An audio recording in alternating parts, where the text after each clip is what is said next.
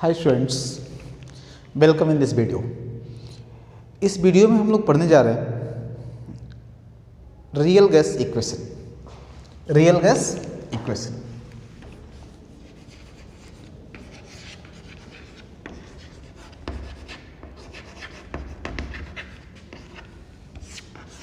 देखो बेटा, इसके पहले वीडियो में हम लोग पढ़ चुके हैं deviation of real gases from ideal behaviour. Real gases ideal gas equation को ओबे नहीं करते हैं।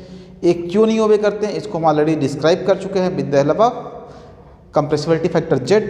अब हम लोग को पढ़ना है कि रियल गैसेस के बिहेवियर को किस इक्वेशन से डिस्क्राइब करेंगे, और जिस इक्वेशन से रियल गैस के बिहेवियर को डिस्क्राइब किया जाता है उसी इक्वेशन को हम कहते हैं रियल गैस इक्वेशन।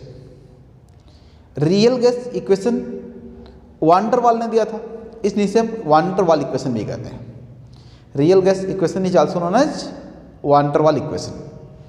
इसमें होता क्या है, जैसे देखिए हमने आपको बताया था there is two wrong assumption in the kinetic molecular theory. First wrong assumption is volume of molecule is negligible in comparison to whole volume of container. ऐसा माना गया कि सिंगल मॉलिक्यूल का वॉल्यूम, गैस के सिंगल मॉलिक्यूल का volume complete container के volume के comparison में नेग्लिजिबल होता है। बट रियल में ऐसा नहीं होता। नेग्लिजिबल का मतलब अप्रॉक्सीमेटली जीरो, बट रियल में ऐसा होता नहीं है। रियल में कभी भी हम गैस को जीरो वॉल्यूम तक कंप्रेस कर नहीं सकते। तो रियल गैसेस, जो गैसेस रियल में एग्जिस्ट करते हैं, इन गैसेस के मॉलिक्यूल की वॉल्यूम कभी भी नेग्लिजिबल नहीं होगा। सेकेंड थिंग देखिए, काइनेटिक मॉलिक्यूलर थ्योरी में एक और एजम्पशन गलत कंसिडर किया गया था, that was zero intermolecular attraction force. Zero intermolecular attraction between the molecule. ये माना गया कि गैस के मॉलिक्यूल्स के बीच में कोई अट्रैक्शन फोर्स नहीं लगता, बट रियल गैसेस के मॉलिक्यूल के बीच में अट्रैक्शन फोर्स लगता है। That's why liquefaction is possible. Gas को लिक्विफाई करना इसीलिए पॉसिबल है क्योंकि इनके बीच सिग्निफिकेंट इंटरमॉलिक्यूलर अट्रैक्शन फोर्स लगता है। काइनेटिक मॉलिक्यूलर थ्योरी में इसको नेग्लिजिबल मान लिया गया।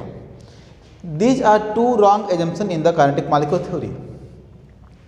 अब अगर इन दोनों रॉन्ग एजम्पशन को करेक्ट करने के बाद हम एक्सप्लेन करते हैं आइडियल गैस इक्वेशन को, तो हमको मिल जाएगा रियल गैस इक्वेशन। इन दो रॉन्ग एजम्पशन को एज्यूम करने से क्या होगा, करेक्ट करने से क्या होगा, if we will consider significant intermolecular attraction force between the molecule of gas, then intermolecular force of attraction increase होने से जो गैस का वॉल्यूम है वो डिक्रीज हो जाएगा, गैस का प्रेशर है डिक्रीज हो जाएगा। तो देखिए पहले अगर हम कंसीडर करते हैं significant volume of the gas molecule, significant volume of the gas molecule, तो अब देखो अगर कोई कंटेनर है और इस कंटेनर में हम गैस को फिल कर दिए, तो इस कंटेनर में गैस के मॉलिक्यूल कुछ स्पेस को ऑक्यूपाई कर रहे हैं। जो स्पेस गैस मॉलिक्यूल ऑक्यूपाई करेंगे उस स्पेस में वो मूव नहीं कर पाएंगे। दिस मीन जो real volume of the gas होगा वो होल वॉल्यूम ऑफ कंटेनर के इक्वल नहीं होगा, क्योंकि कंटेनर में जो फ्री स्पेस अवेलेबल है for the movement of the gas molecule वो कंटेनर के वॉल्यूम से कम है। क्यों कम है, क्योंकि उसमें से कुछ स्पेस गैस के मॉलिक्यूल इटसेल्फ ऑक्यूपाई कर लिए। तो जितना स्पेस गैस के मॉलिक्यूल ऑक्यूपाई कर लिए उतने स्पेस में वो मूव नहीं कर सकते। जो रेस्ट ऑफ स्पेस है that is available for the movement of the molecule. अब देखिए अगर हम प्रेशर यहाँ पे फिक्स रखते हैं, एक्सटर्नल प्रेशर, तो इतना स्पेस गैस के मॉलिक्यूल सपोज करिए ऑक्यूपाई कर लिए, तो एक पिस्टन ऑटोमेटिक रेज होके ऊपर आ जाएगा टू ओवरकम एक्सटर्नल प्रेशर। अगर गैस के मॉलिक्यूल कुछ स्पेस को ऑक्यूपाई कर लिए फिर भी एक्सटर्नल प्रेशर इंटरनल प्रेशर को इक्विलिब्रियम में मेंटेन करना है, तो ये पिस्टन मूव करके ऊपर जाएगा। दिस मीन्स जो रियल वॉल्यूम होगा वो आइडियल वॉल्यूम से लार्ज हो जाएगा। Means V ideal equal to V real minus V dash. V dash is the volume occupied by gas molecule itself. इसी को हम कहते हैं वॉल्यूम करेक्शन, वॉल्यूम करेक्शन। अब यहाँ पे जो V डैश है, वान डर वाल ने इसकी वैल्यू दी V डैश इक्वल टू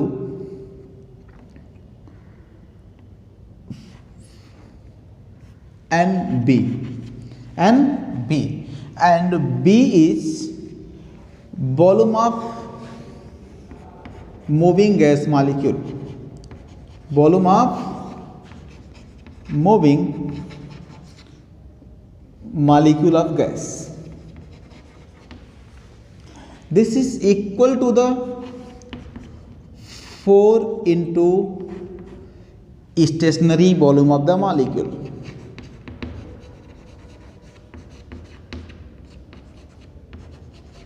ये एक्सपेरिमेंटली देखा गया कि जब गैस मॉलिक्यूल मूव करते हैं तो वो अपने एक्चुअल वॉल्यूम से 4 टाइम ज़्यादा स्पेस ऑक्यूपाई करते हैं। जब वो स्टेशनरी फॉर्म में होते हैं तो उनकी जो वॉल्यूम होती है उससे 4 टाइम ज़्यादा वॉल्यूम ऑक्यूपाई करते हैं मूविंग स्टेज में। तो जो मूविंग स्टेज में इनकी वॉल्यूम होती है B, that is 4 into volume in stationary stage. और अगर N मोल है तो टोटल गैस ऑक्यूपाई करेंगे मूविंग स्टेज में V डैश वॉल्यूम। तो this is volume correction of volume. अब आपको जो आइडियल वॉल्यूम है वो real volume minus V dash होगा, यानी कि जितना वॉल्यूम हम मेजर करेंगे एक्सपेरिमेंटली उसमें से V डैश को माइनस करने के बाद हमको ideal volume of the gas मिलेगा। V वॉल्यूम माइनस क्यों कर रहे हैं? क्योंकि इतना वॉल्यूम गैस मॉलिक्यूल खुद ऑक्यूपाई करे। नेक्स्ट देखिए correction of pressure, pressure correction. ये करेक्शन वान डर वाल ने किया था, इसीलिए जो इक्वेशन डिराइव हो किया था उसे कहते हैं वान डर वाल इक्वेशन। अब देखिए प्रेशर करेक्शन में क्या था, इंटर मॉलिक्यूलर अट्रैक्शन फोर्स को सिग्निफिकेंट माना गया। If inter molecular attraction force of the gas become significant then pressure of the gas decreases. देखो प्रेशर क्यों लगाते हैं gas molecule? Due to collision with the wall of container. जब wall of container से collide करते हैं तो pressure लगाते हैं, और जो प्रेशर होता है वो डिपेंड करता है नंबर ऑफ कोलिजन पे एंड स्पीड ऑफ कोलिजन पे। जितना फास्ट कोलाइड करेगा मॉलिक्यूल और जितना ज़्यादा कोलाइड करेगा, नंबर ऑफ कोलिजन जितना ज़्यादा होगा उतना ज़्यादा प्रेशर होगा गैस का। अब इस कंटेनर को देखिए, यहाँ पे मॉलिक्यूल कोलाइड कर रहे हैं। अगर यहाँ पे मॉलिक्यूल्स के बीच में अट्रैक्शन फोर्स सिग्निफिकेंट है तो इनके स्पीड ऑफ कोलिजन डिक्रीज हो जाएगा और number of collision per unit area decrease हो जाएगा। स्पीड ऑफ कोलिजन भी डिक्रीज हो जाएगा और नंबर ऑफ कोलिजन भी डिक्रीज हो जाएगा, तो प्रेशर भी डिक्रीज हो जाएगा। तो डिक्रीज इन प्रेशर जो होगा, डिक्रीज ऑफ प्रेशर, इसको मान लीजिए P dash, P dash. P dash की जो वैल्यू है this will be directly proportional to the density of gas. P dash की वैल्यू डेंसिटी नहीं, डेंसिटी के स्क्वायर के प्रोपोर्शनल होगा। क्यों? क्योंकि इंटर मॉलिक्यूलर अट्रैक्शन भी डेंसिटी के proportional and speed of collision भी डिक्रीज हो रहा है। देखिए P डैश की वैल्यू डेंसिटी के स्क्वायर के डायरेक्टली प्रोपोर्शनल होगा। क्यों प्रोपोर्शनल होगा? बिकॉज स्पीड का जो डिक्रीज होना है that is also directly proportional to the density of gas, और कोलिजन नंबर ऑफ कोलिजन भी डिक्रीज होगा that is also proportional to the density of gas. तो जो प्रेशर डिक्रीज होगा वो डेंसिटी के डायरेक्टली स्क्वायर के डायरेक्टली प्रोपोर्शनल होगा। देन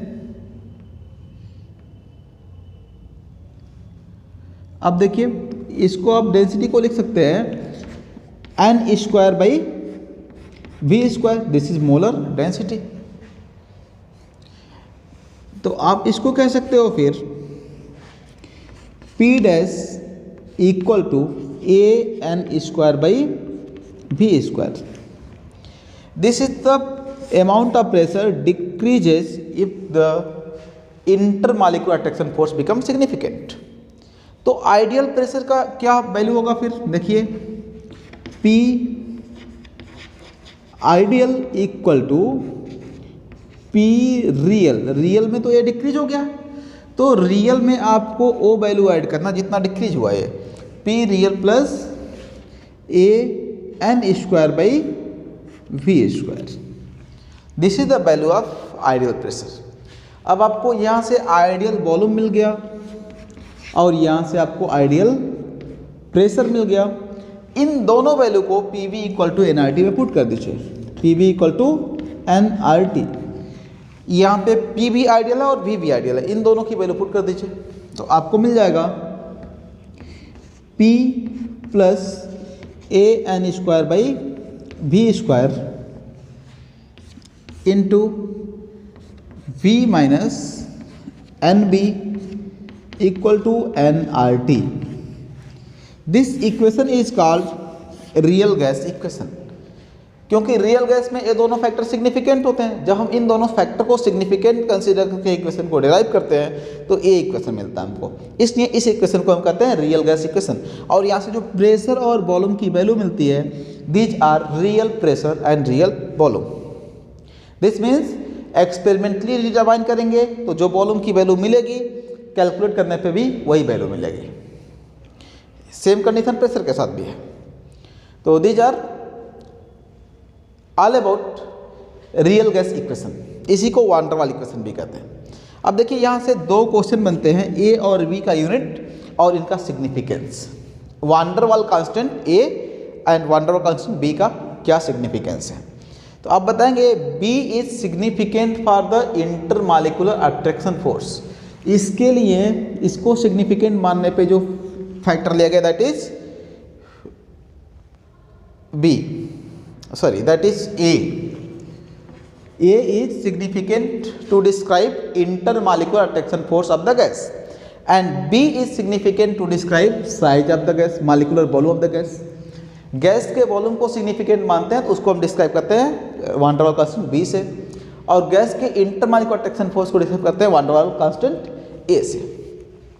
इनकी यूनिट क्या होगी देखिए, यहाँ से देखेंगे हम a N square by we square equal to p, यानी कि इस पूरे वैल्यू का यूनिट प्रेशर का यूनिट है।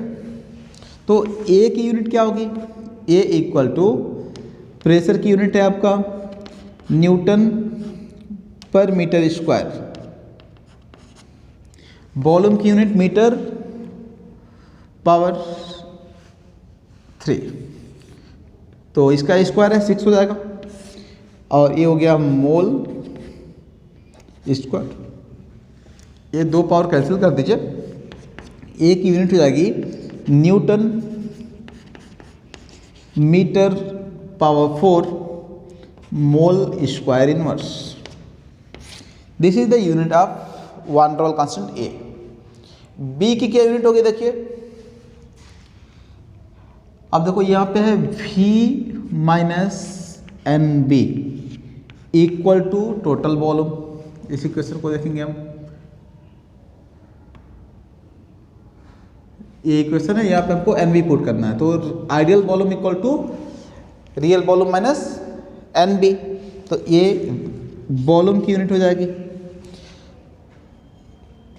ये आप ऐसे देखो तो ये माइनस कर रहे हैं हम यहाँ से, वॉल्यूम में से जो फैक्टर जो भी क्वांटिटी माइनस होगी वो भी वॉल्यूम ही होगा। तो यानी कि आप कह सकते हो कि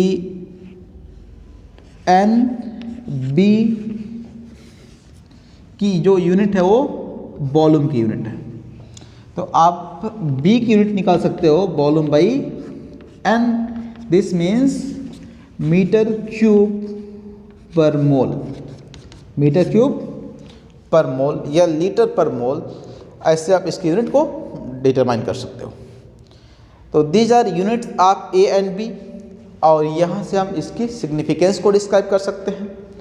तो these are all about van der Waals equation and significance of van der Waals constant A and B. तो इसके बाद हम लोग को पढ़ना है liquefaction of gas. Liquefaction of gas,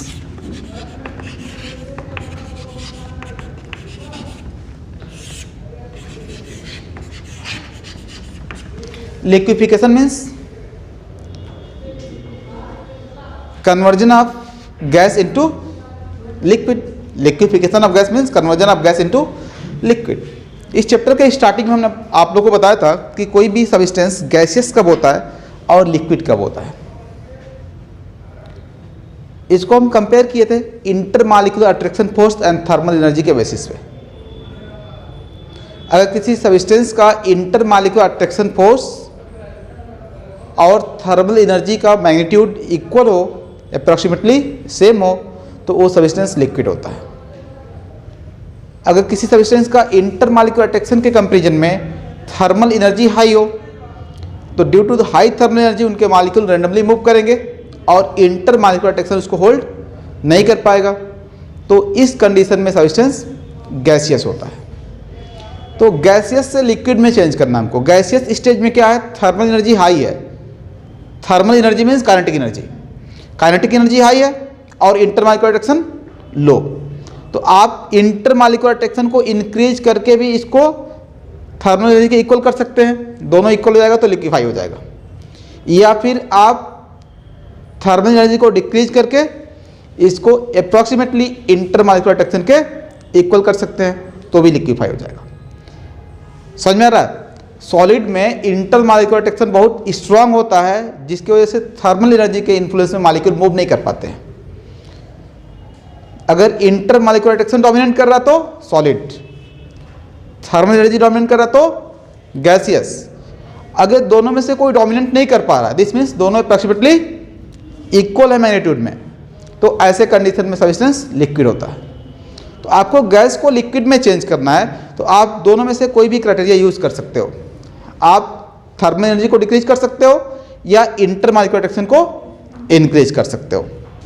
तो इंटरमॉलिक्यूलर अट्रैक्शन को इंक्रीज कैसे कर सकते हैं हम? We can increase intermolecular attraction. How? Increase of intermolecular attraction.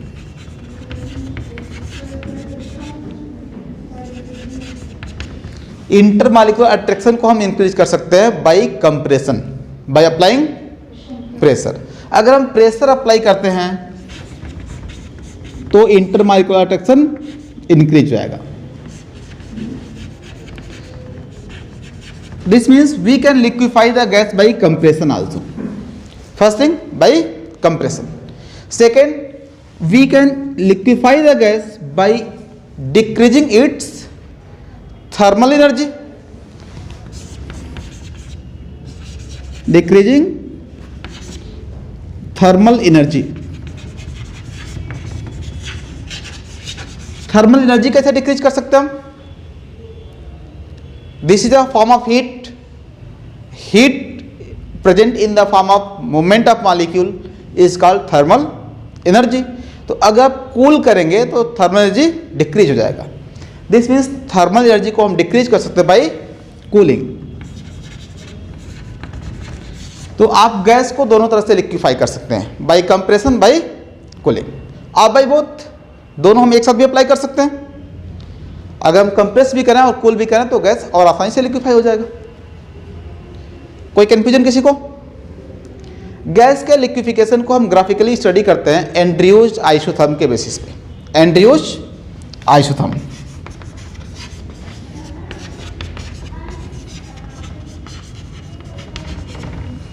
Andrews isotherm समझने के लिए पहले आपको समझना पड़ेगा क्रिटिकल टेम्परेचर।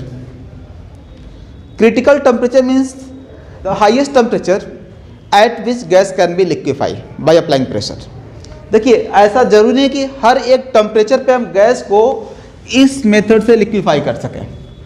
अगर गैस का टेम्परेचर बहुत हाई है तो प्रेशर अप्लाई करने के बाद भी उसका इंटरमॉलिक्यूलर अट्रैक्शन थर्मल एनर्जी के इक्वल नहीं हो पाएगा, because thermal energy is high. अगर आप टेम्परेचर बढ़ा दिए हो तो थर्मल एनर्जी इसका हाई हो गया है। थर्मल एनर्जी हाई है तो आप प्रेशर अप्लाई करके भी इंटरमॉलिक्यूलर अट्रैक्शन को थर्मल एनर्जी के इक्वल नहीं कर पाएंगे, यानी कि गैस लिक्विफाई नहीं हो पाएगा। तो हाई टेम्परेचर पे गैस का लिक्विफिकेशन पॉसिबल नहीं होता है। The highest temperature at which gas can be liquefy bye applying pressure is called critical temperature. मतलब जिस टेम्परेचर पे गैस को लिक्विफाई कर सकते हैं उससे लो टेम्परेचर पे आसानी से लिक्विफाई कर सकते हैं, but that is the highest temperature at which gas can be liquefy. आप कह सकते हो above critical temperature liquefaction of gas is not possible by applying pressure. Critical temperature से एबव टेम्परेचर पे किसी भी गैस को प्रेशर अप्लाई करके लिक्विफाई नहीं कर सकते। देखो यहाँ पे दो टर्म आप लोगों ने पढ़ा होगा, gas and vapour, vapour and gas. Vapour और गैस में कोई डिफरेंस होता है? If there is any difference between vapour and gas, both are same?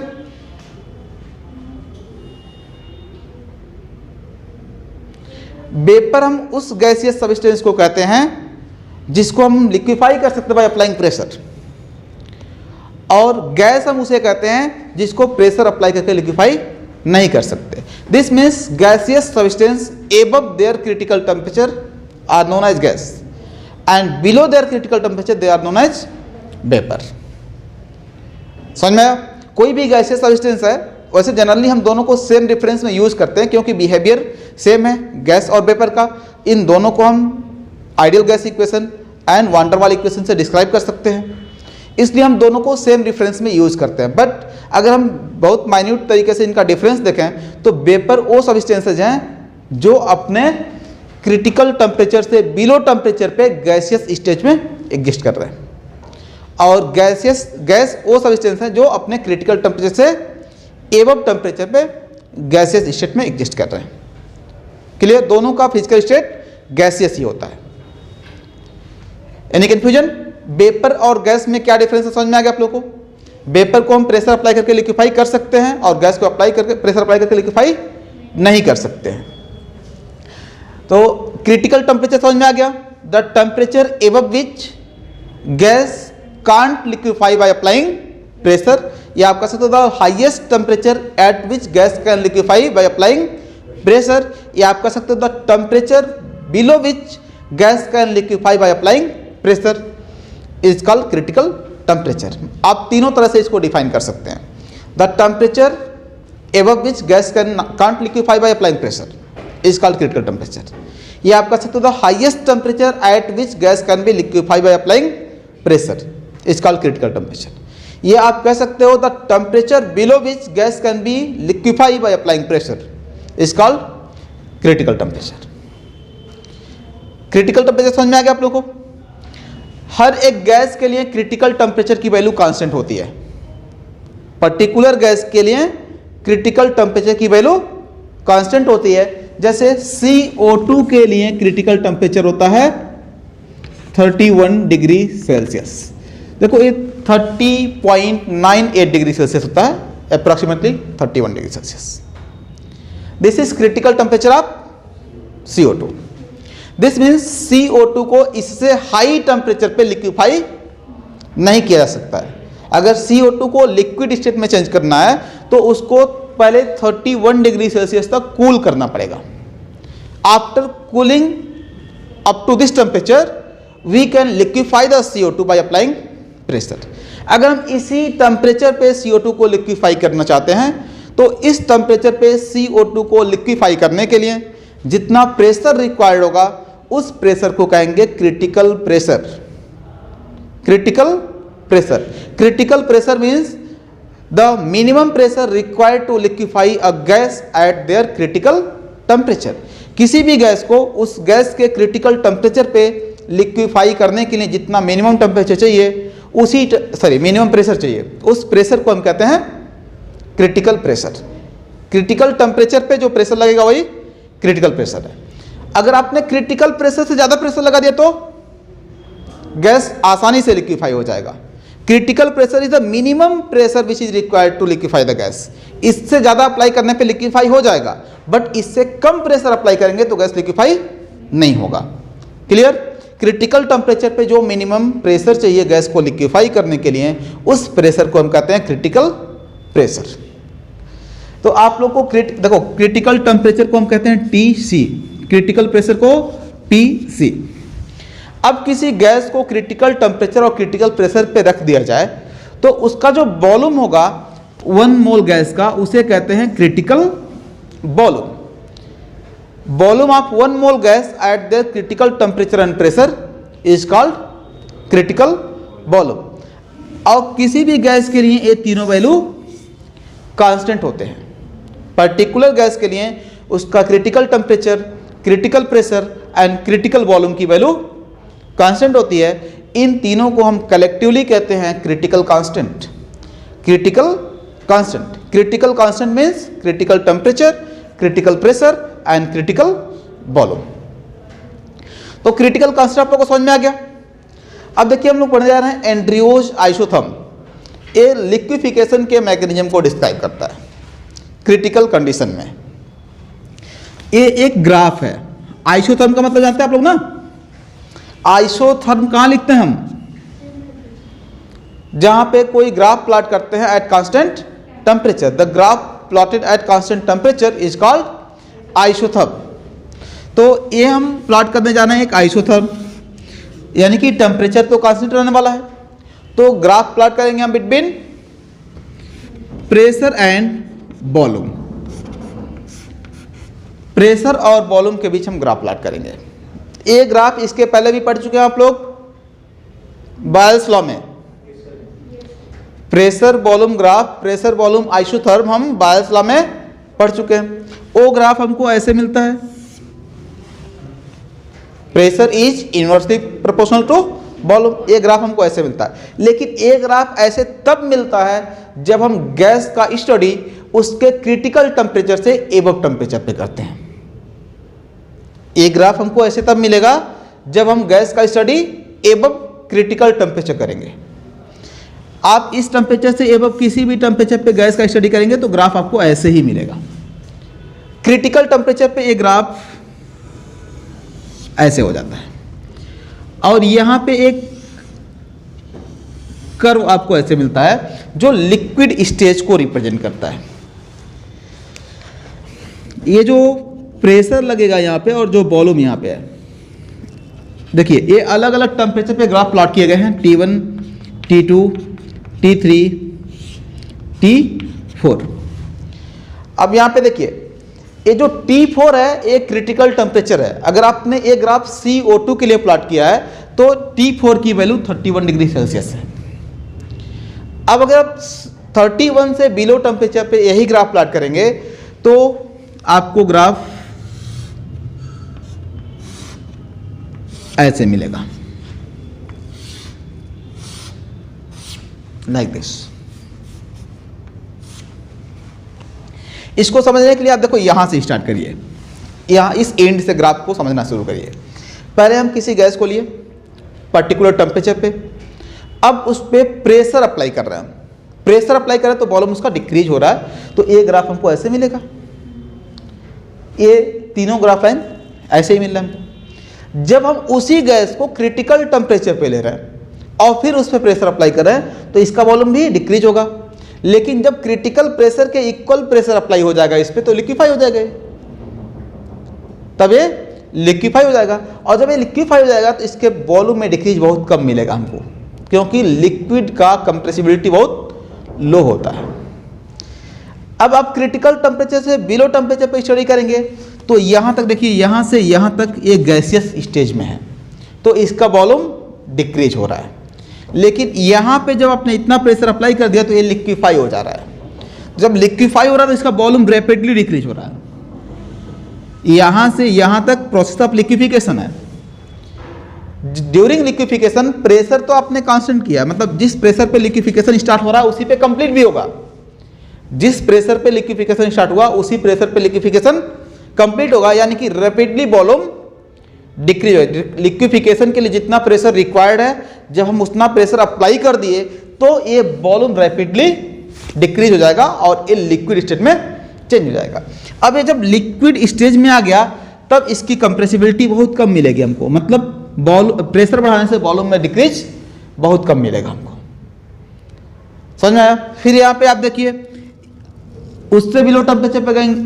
तो इस टेम्परेचर पे भी वही कंडीशन है, जब एक गैसियस स्टेज में तो वॉल्यूम डिक्रीज हो रहा है, फिर during liquefaction volume rapidly decrease हो रहा है एट अ कांस्टेंट प्रेशर, और फिर after liquefaction volume approximately constant हो जा रहा है, बहुत कम डिक्रीज हो रहा है बाई इंक्रीजिंग प्रेशर। समझ में आया? इसी ग्राफ को हम कहते हैं एंड्रयूज आइसोथर्म।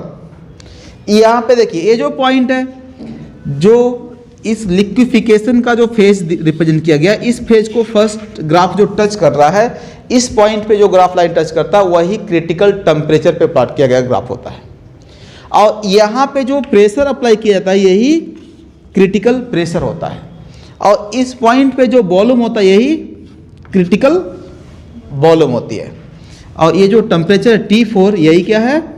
Critical temperature. समझ में आ गया? Any confusion? तो आप लोग को समझ में आ गया क्रिटिकल टेम्परेचर से एबव टेम्परेचर पे गैस लिक्विफाई नहीं होगा, और इसका बिहेवियर हम बायल्स लॉ से डिस्क्राइब कर सकते हैं। बिलो दिस टेम्परेचर इसकी बिहेवियर को हम बायल्स लॉ से डिस्क्राइब नहीं कर सकते हैं, गैस लिक्विफाई हो जाएगा अगर हम ज़्यादा प्रेशर अप्लाई करेंगे तो। और during the process of liquefaction pressure constant होता है और वॉल्यूम रैपिडली चेंज हो जाता है, क्योंकि गैसियस स्टेट से लिक्विड स्टेट में चेंज हो जाता है। After liquefaction compressibility of gas बहुत ही कम हो जाती है, जस्ट लाइक लिक्विड। जैसे आप लोग जानते हो लिक्विड की कंप्रेसिबिलिटी अप्रॉक्सीमेटली निग्लेजिबल होता है, जीरो होता है, क्योंकि आप लोग हाइड्रोलिक प्रेशर पढ़े ना, हाइड्रोलिक प्रेशर। अगर लिक्विड कंप्रेसिबल होता तो हाइड्रोलिक प्रेशर की थ्योरी वर्क नहीं कर पाती। दो साइड से प्रेशर लगा रहे हैं, लिक्विड बीच में कंप्रेस हो जाता, लेकिन हाइड्रोलिक प्रेशर की थ्योरी वर्क करता है, इसका मतलब लिक्विड की कंप्रेसिबिलिटी नेग्लिजिबल होती है। तो आफ्टर लिक्विफिकेशन गैस की कंप्रेसिबिलिटी नेग्लिजिबल हो जाती है। तो these are all about liquefaction of gas.